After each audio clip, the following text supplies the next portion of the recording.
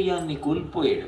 కోల్పోయిన తరువాత తాను పడినటువంటి కష్టాలకి తానే పశ్చాత్తాపాన్ని పొంది తిరిగి మళ్ళీ లక్ష్మీదేవి యొక్క అనుగ్రహం పొందడానికి కావలసినటువంటి విధానాన్ని తెలుసుకోవడానికి చతుర్ముఖ బ్రహ్మగారిని ఆశ్రయించాడు. ఆయన సృష్టికర్త. మీరు ఎప్పుడైనా పౌరాణిక వాంగ్మయం చూస్తే మీకు ఒక విషయం కనపడుతుంది. ఏదైనా సమస్య ఏర్పడితే మొట్టమొదట అందరూ కూడా బ్రహ్మగారి దగ్గరికి వెడతారు. ఆయన ఒక మార్గాన్ని చూపిస్తాడు. ఇదిగో మీరు ఇలా వెళ్ళండి అని చెప్తూ ఉంటాడు. సృష్టికర్త అంటే ఈ లోకములను సృజించినటువంటి వాడు. అలాగే మన ఇంటికి కూడా ఓ పెద్ద ఉంటారు.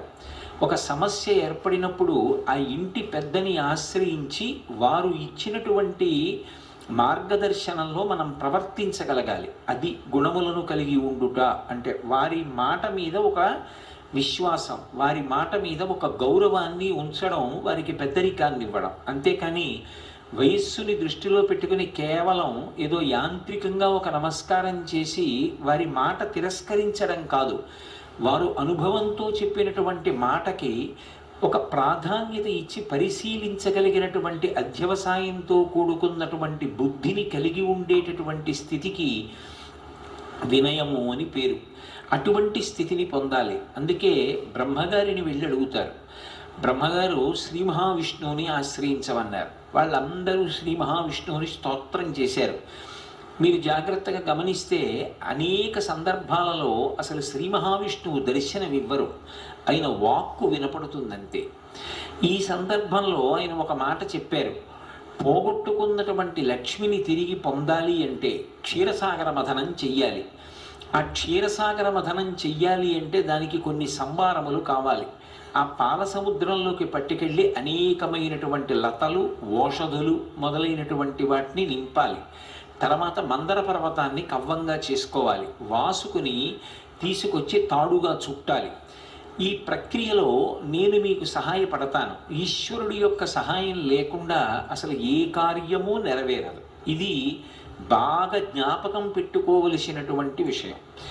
లక్ష్మీ కటాక్షం కావాలి అని కోరుకునేటటువంటి వ్యక్తి కేవలము తన యొక్క సమర్థత చేత తాను ఒక కార్యాన్ని చాలా కష్టపడి నిర్వహిస్తే ఫలితం వచ్చేస్తుంది అనేటటువంటి మాటకి సనాతన ధర్మంలో ప్రామాణికత లేదు.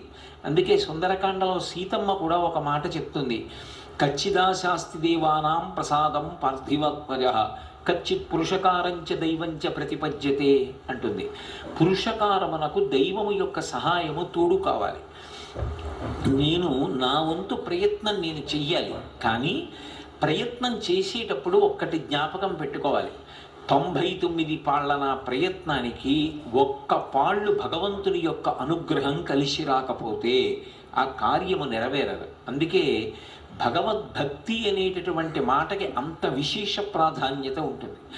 ఈశ్వరుడు ఉన్నాడు అని నమ్మి ఆయన మీద భారం ఉంచి కార్యక్రమాన్ని నెరవేర్చడానికి కావలసినటువంటి సమర్థతని నాకు ఇవ్వడంతో పాటుగా అది ఫలవంతమయ్యేటట్టుగా చెయ్యగలిగిన శక్తి నీ చేతులలో ఉంది అని నమ్మి ఈశ్వరుడికి నమస్కరించడం పరిపూర్ణమైనటువంటి భక్తి. అందుకే మీకు నేను తోడుగా ఉంటాను అన్నారు శ్రీ మహావిష్ణువు. అందుకే క్షీరసాగర మథనంలో ఎప్పుడెప్పుడు వైక్లభ్యములు ఏర్పడతాయో అప్పుడప్పుడు ఆయన వచ్చి ఆదుకుంటారు. ఒకప్పుడు ఆ మందర పర్వతం పాలసముద్రంలోకి దిగిపోతోంది.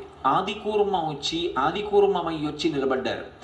తీరా అమృతోత్పాదనమైన తరువాత అమృతాన్ని రాక్షసులు పొందబోయారు. మోహిని స్వరూపంలో వచ్చి దేవతలకు అందేటట్టు చేశారు.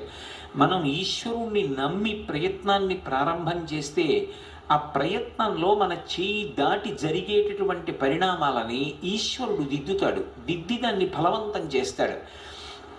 అందుకే వారు ఆ స్వామి చెప్పినటువంటి మాట యందు పరిపూర్ణమైన విశ్వాసంతో క్షీరసాగర మథనాన్ని ప్రారంభం చేశారు. ఆ పాలవెల్లి లోపల అప్పటికప్పటికి మందరాగము తిరుగన్ చెప్పెడిదేమున్నది అజుని చెవులు చిందరగొనియన్ అన్నారు. ఆ మందర పర్వతాన్ని పాలసముద్రంలోకి దించి వాసుకుని చుట్టి ఆ క్షీరసాగర మథనం చేస్తుంటే వచ్చినటువంటి చప్పుట్ట ఎంత భయంకరంగా ఉందంటే ఆఖరికి సమాధి స్థితిలో ఉండి సృష్టి చేసేటటువంటి చతుర్ముఖ బ్రహ్మగారి చెవులు కూడా గింగురుమన్నాయిట. అప్పాలవెల్లి లోపల అప్పటికప్పటికి మందరాగము తిరిగెన్ చప్పుడు నిండెన జాండము చెప్పిడిదే మజుని చెవులు చిందరగునియన్ బ్రహ్మాండమంత